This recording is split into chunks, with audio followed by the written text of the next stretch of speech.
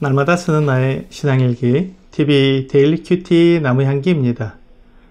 오늘은 10월 27일 금요일입니다. 오늘 함께 묵상할 성경 본문은 마태복음 24장 1절에서 14절입니다. 예수께서 성전에서 나와서 가실 때 제자들이 성전 건물들을 가리켜 보이려고 나아오니 대답하여 이르시되 너희가 이 모든 것을 보지 못하느냐? 내가 진실로 너희에게 이르노니 돌 하나도 돌 위에 남지 않고 다 무너뜨려지리라. 예수께서 감람산 위에 앉으셨을 때에 제자들이 조용히 와서 이르되 우리에게 이르소서 어느 때에 이런 일이 있겠사오며 또 주의 임하심과 세상 끝에는 무슨 징조가 있사오리이까? 예수께서 대답하여 이르시되 너희가 사람의 미혹을 받지 않도록 주의하라. 많은 사람이 내 이름으로 와서 이르되 나는 그리스도라 하여 많은 사람을 미혹하리라. 난리와 난리의 소문을 듣겠으나 너희는 삼가 두려워하지 말라. 이런 일이 있어야 하되 아직 끝은 아니니라. 민족이 민족을 나라가 나라를 대적하여 일어나겠고 곳곳에 기근과 지진이 있으리니 이 모든 것은 재난의 시작이니라. 그때 사람들이 너희를 환난에 넘겨주겠으며 너희를 죽이리니 너희가 내 이름 때문에 모든 민족에게 미움을 받으리라. 그때 많은 사람이 실족하게 되어 서로 잡아주고 서로 미워하겠으며 거짓 선지자가 많이 일어나 많은 사람을 미혹하겠으며 불법이 성함으로 많은 사람의 사랑이 식어지리라. 그러나 끝까지 견디는 자는 구원을 얻으리라. 이 천국 복음이 모든 민족에게 증언되기 위하여 온 세상에 전파되리니 그제야 끝이 오리라. 이제 주 예수님께서 십자가에 달려 죽으실 날이 며칠 남지 않았습니다. 하지만 제자들은 그것을 알지 못한 채 여전히 이 땅에서 눈에 보이는 것들에 관심을 가지고 있는 모습을 보이고 있습니다. 예루살렘 성전에서 나오는데 제자들이 성전 건물을 가리켜 보이며 그 웅장하고 멋진 모습을 말하고 있습니다. 하지만 주 예수님의 눈에는 이 성전이 다 무너뜨려지며 이스라엘이 완전히 멸망하는 처참한 모습이 비춰지고 있었습니다. 그래서 제자들에게 성전의 돌 하나도 돌 위에 남지 않고 다 무너뜨려지게 된다고 말씀해 주셨습니다. 이 말을 들은 제자들은 매우 심각해졌습니다. 그래서 성전에서 나가 감람산에 앉으셨을 때 주님께 물었습니다. 어느 때에 이런 일이 있겠사오며 또 주의 임하심과 세상 끝에는 무슨 징조가 있사오리이까? 아마도 제자들은 하나님의 성전이 무너진다는 말에 그것이 주님께서 임하시는 세상 끝에 일어날 일이라고 생각했던 것 같습니다. 제자들은 장래일을 알지 못하기 때문에 매우 혼란스러웠을 것입니다. 주 예수님께서 왕으로 오셨기 때문에 주님의 나라가 세워질 텐데 하나님의 성전이 무너지게 된다면 그렇다면 주님의 나라는 언제 어떻게 세워지는 것인가 하는 궁금증이 생겼을 것입니다.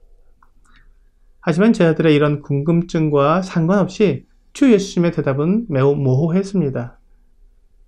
하지만 주 예수님은 제자들이 오해하고 있는 성전이 무너지는 때와 주 예수님의 재림이 시기적으로 다르다는 것을 분명히 말씀해 주고 계신 것을 보게 됩니다. 주님께서 제자들이 오해하고 있는 것은 풀어주시지만 주님의 다시 오시는 때에 관한 가르침은 알려주시지 않았습니다. 그 때와 시기는 하나님 아버지께서 결정하는 것이지 아무도 그것에 대해서 말할 수 없는 것입니다. 주 예수님은 제자들이 보고 놀라며 자랑스러워했던 그 성전 돌들이 완전히 무너지는 그 두려운 일이 있을 것이라고 누가복음 21장 20절에서 말씀하고 있습니다. 너희가 예루살렘이 군대들에게 에워싸이는 것을 보거든 그 멸망이 가까운 줄을 알라. 주후 70년에 로마의 타이터스 장군에 의해 예루살렘이 포위되고 급기야 성전이 무너지자 유대인들은 로마 제국 전역에 뿔뿔이 흩어져야 했습니다. 그들이 다시 독립하기까지 약 2000년이 걸렸습니다. 그리고 오늘 본문인 이 마태복음 24장 4절부터 14절까지의 내용은 주님께서 다시 오실 그때를 그때 이 세상 끝의 증거들을 말해주고 있습니다. 그것은 그 다음에 나오는 21절 말씀에 이는 그때 큰 환난이 있겠습니다. 창세로부터 지금까지 이런 환난이 없었고 후에도 없으려고 되었기 때문에 이렇게 전무후무한 큰 환난이 주 70년 예루살렘 멸망은 아니라는 것입니다. 그러므로 오늘 본문의 기록은 이 전무후무한 큰 환난과 연관시켜서 해석을 해야 옳을 것입니다. 5절에 있는 대로 많은 사람들이 그리스도의 이름으로 와서 사람들을 미혹할 것입니다. 또한 난리와 난리의 소문이 있을 것입니다. 그리고 민족이 민족을, 나라가 나라를 대적하는 전쟁이 일어날 것입니다.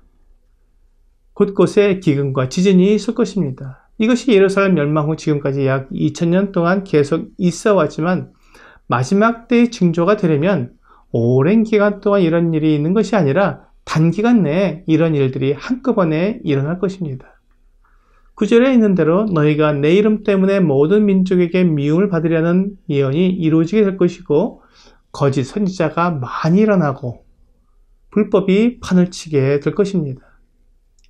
그러므로 아무도 믿지 못하고 서로를 불신하는 가운데 사랑이 식어지게 될 것입니다.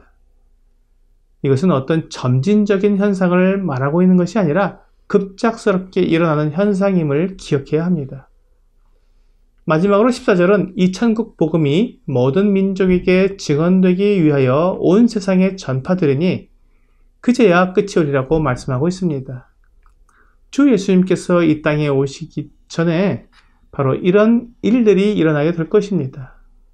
그래서 요한계시록에 이마에 인맞은 14만 4천 명의 이스라엘 사람들이 모든 민족에게 천국 복음을 전하는 전도자로서 일하게 될 것입니다.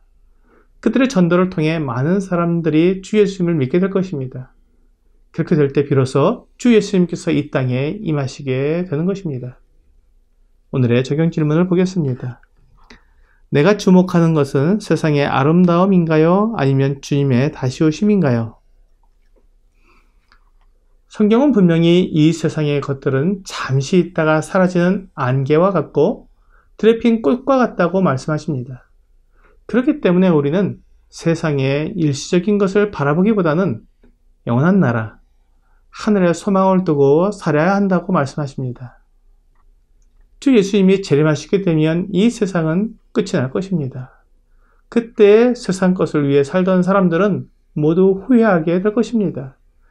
그들이 추구하던 모든 것이 다 사라져 버릴 것이기 때문입니다. 오늘 이 세상의 아름다운 것에 마음을 빼앗겨 주 예수님의 재림을 기다리지 않는다면 이제 주님의 말씀을 통해 정신을 차리고 이 세상에서 눈을 들어 주 예수님의 다시 오심을 기다리는 여러분과 제가 되기를 주 예수님의 이름으로 기도합니다.